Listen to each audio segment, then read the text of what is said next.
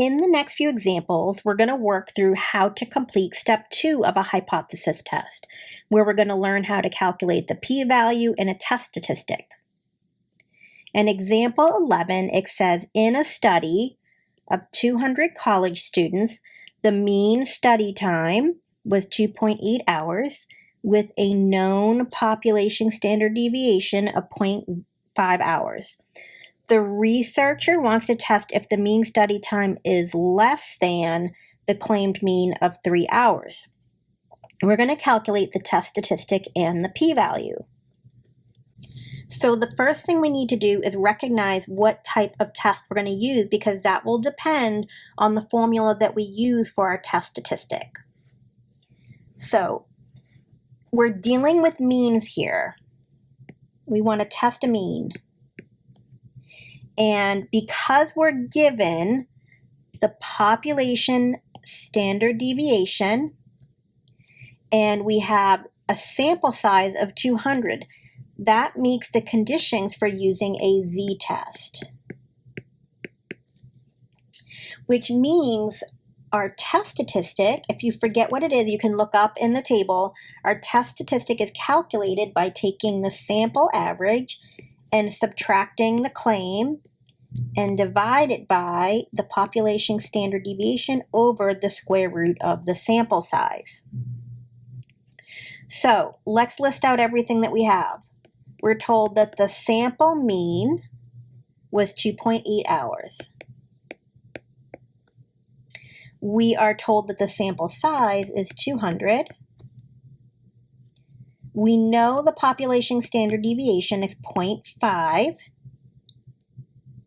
And we know the claim value, the historical value, what we think it has been up to this point, is 3.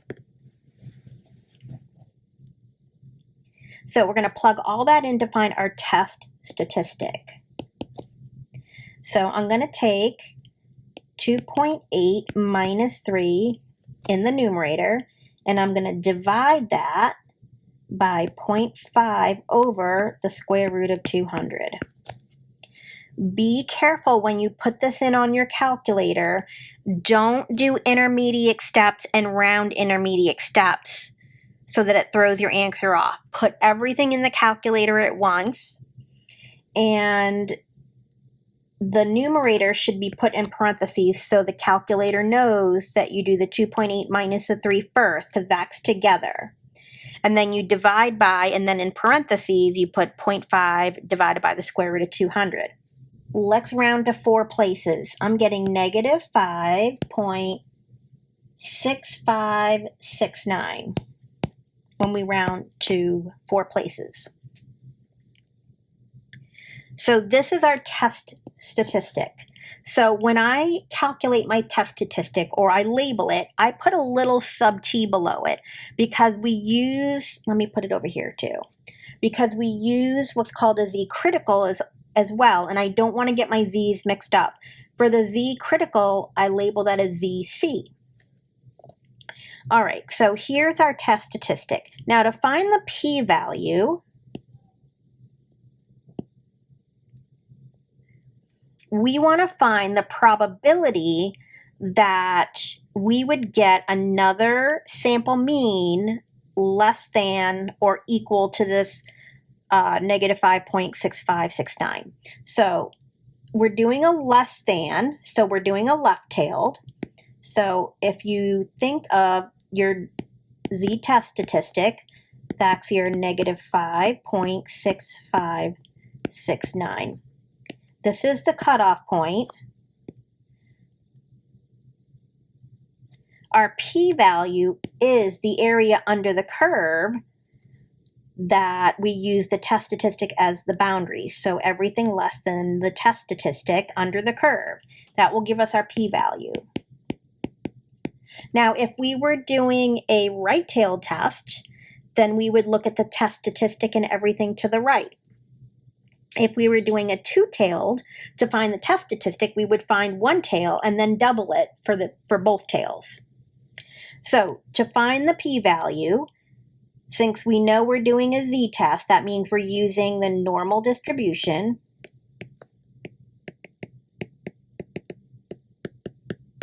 So in GeoGebra, you're going to put in, on the normal distribution to find your area, you're going to put in, you want your mean to be 0, because we're doing this in terms of z. It's standardized.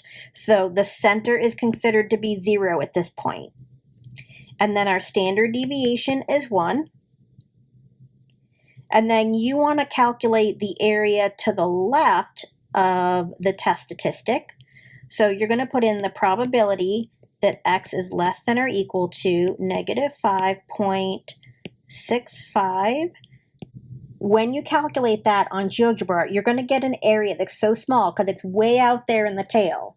I drew it further out so that you could see what we were doing. So this drawing isn't for scale. But when you put that in GeoGebra, it's going to be so small. When you round it to 4 places, you're going to get a probability of 0. So in this case, our p-value is 0. Now I'm going to go through the other 2 examples with you, calculating it by hand, and then I'm going to work through all 3 examples and show you how you can calculate all of this on GeoGebra. Let's look at example 12. In a sample of 150 products, 120 met quality standards. Test if this proportion differs from the claimed 85%. We want to calculate the test statistic and the p-value. We're doing proportions here. So we want to check to make sure it meets the conditions to be able to do a z-test for proportions. I'll leave that up to you. Remember, you want to take your n times your p and make sure that that's greater than or equal to 5, and you want to take your n times your q and show that that's greater than or equal to 5. I've done this ahead of time, so I know that it meets the conditions, but you should probably practice that.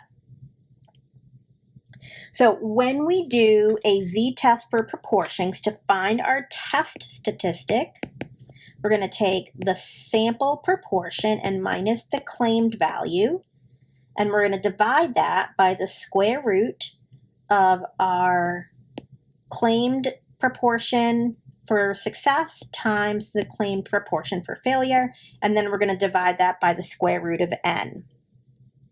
Now, let me fix this. That n should also be under the square root. So that whole fraction is under the square root. So when you put this in on your calculator and you enter your values, make sure you put parentheses around the top as well to make sure your calculator performs the order of operations correctly.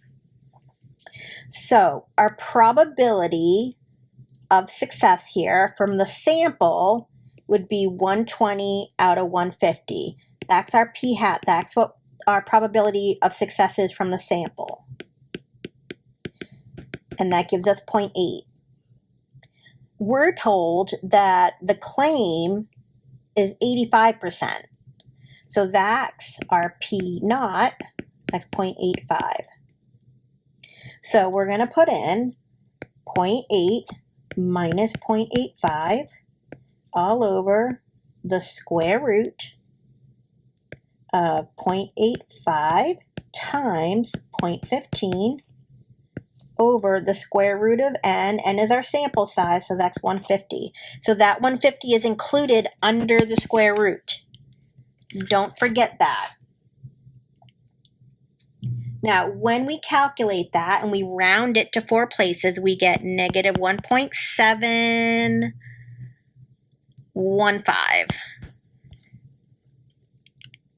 So there is our test statistic. Let me label that as our t.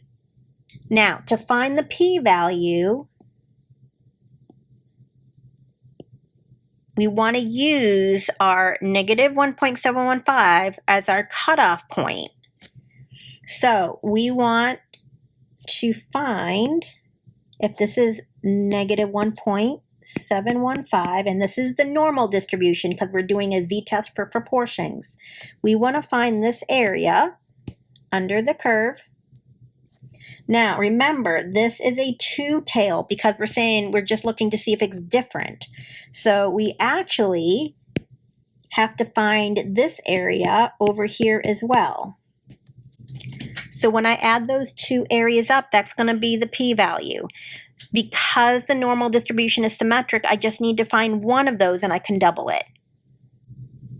So in GeoGebra, find your p-value by finding the area of one of those tails and then doubling it. When you do that, you're going to get 0.0863. One area is 0.0432 when we round it. And then when you double it, you get 0.0863. Now, I waited because I know that rounding can play a part in the final answer with the rounding. I didn't round it and then doubled it. I kept all the digits and then I doubled it and then I rounded it once at the end. Okay? All right, example 13 says a sample of 25 runners had a mean marathon time of 2:45 minutes with a standard deviation of 20 minutes. Test if the mean marathon time is greater than the claimed mean of 2:40. So we have a sample size of 25. Our sample mean is 2:45. And we have a standard deviation of 20 minutes, but that's not from the population. It's coming from the sample because it says in the very first sentence, a sample of 25 runners had a mean marathon time of 2:45 minutes with a standard deviation of 20 minutes. That 20 minutes is a sample standard deviation, which means this is going to be a t-test, which means we're going to use the student t-distribution. Okay, so to calculate our test statistic for a t-test, our formula is I take the sample mean minus the claimed mean and I divide by the sample standard deviation over the square root of n. So our x bar, that comes from the sample, that's 245. I subtract the claimed mean of 240. I divide by the sample standard deviation, which is 20 over the square root of n, which is 25. Now, when you put that in your calculator and work that out, you're going to get 1.25. So there's your test statistic. Now, to find your p-value, remember we're using the student t-distribution now. So on GeoGebra, you're going to find the area under the curve greater than 1.25. Why is it greater than? Because we're checking to see if the mean marathon time, let me highlight this, is greater than the claimed mean of 240, which means we're doing a right-tailed test. So when you find that area on GeoGebra, you should get that area, which is your p-value, is 0.1117 when you round it to 4 places. Now, let's switch over to GeoGebra and we're going to check all of this stuff that I did by hand. I'm going to show you how to do it on GeoGebra to save yourself the arithmetic, but I wanted you to at least see one example of each so that you know where the values are coming from on GeoGebra. So let's go back and look at number 11 now, and let's check our answers with GeoGebra. So for number 11, we used a z-test. So you're going to come over and make sure you're on the Statistics tab in GeoGebra. Just a quick reminder, down below, these were the choices that we had for estimating a mean or a proportion. But now we're testing, so the tests are up at the top. Since we did a z-test for a mean, we're going to choose the first option, and then we're going to enter in all the information. The null hypothesis was mu is equal to, and then the claimed value. And they were claiming that the average was 3 hours. So I'm going to put 3 in here. Now, this information here is from the sample. So from the sample, it says we had a mean study time of 2.8. We had a population standard deviation of 0.5. And our sample size was 200. We also did a left-tailed test. So we would choose this first option here for the type of test. This is greater than, and then this is the two-tailed test, not equal to. So once you put all that information in here, you should get your test statistic, that's your Z. So that's what we got here, negative 5.6569 when we rounded it to 4 places. So that matches. And then here's your p-value. Your p-value is 0 here because it's so small it rounds to 0. And that's what we got here. So we know we got number 11 correct. Let's move on to number 12. Okay, checking number 12 with GeoGebra. This was a z-test for proportions. So I want to make sure that I choose z-test for proportion.